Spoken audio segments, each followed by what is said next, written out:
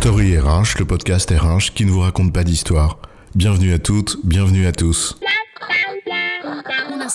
History is made of stories. Dans cet épisode, nous allons chercher les clés pour développer une culture de la pédagogie. Ouais, ça va, hein, expliquer, c'est du temps. Et le temps, c'est de l'argent, donc pas de temps à perdre à expliquer.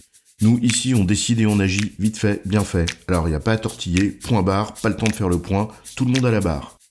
Certes, ça peut se comprendre en temps de crise, quand l'urgence prime sur tout, parce qu'on n'a pas le choix.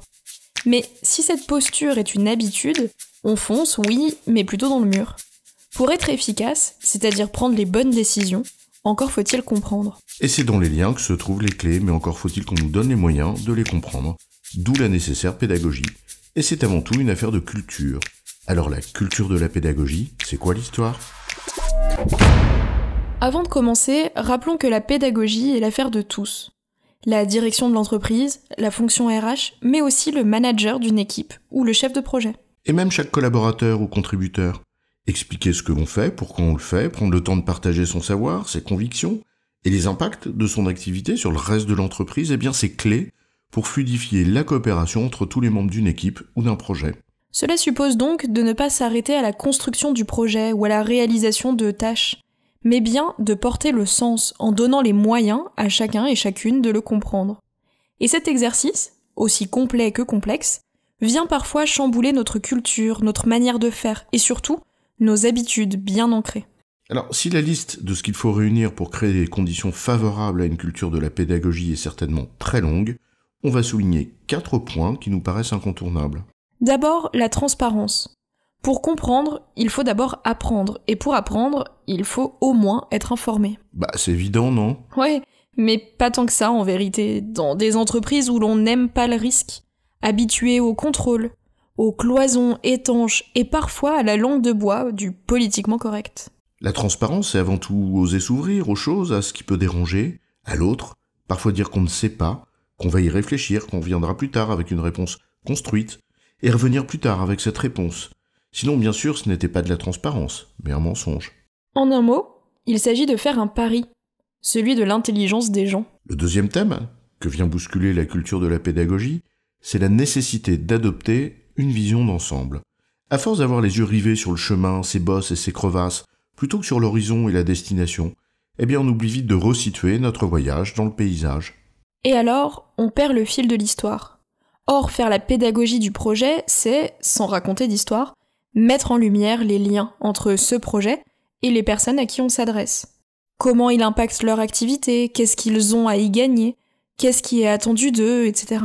Et répondre à ces questions suppose de prendre du recul. À force de travailler sur le projet depuis sa création, à son déploiement, nous noyons parfois notre discours dans des détails, là où il s'agirait plutôt de raconter l'histoire du projet de manière claire, structurée et synthétique. Le troisième thème, lorsqu'on veut faire preuve de pédagogie, c'est l'empathie. S'il ne s'agit pas de se mettre à la place de l'autre, il s'agit néanmoins de s'intéresser réellement à l'autre, si nous voulons l'embarquer dans cette aventure collective. Identifier son positionnement, son niveau de connaissance actuel, et prendre le temps de réexpliquer pour remettre en perspective et établir les liens. Le point de départ n'est plus le projet ou la stratégie, mais bien la personne à qui on s'adresse. Collaborateurs, managers et autres parties prenantes deviennent des acteurs incontournables de l'histoire que l'on souhaite raconter ensemble.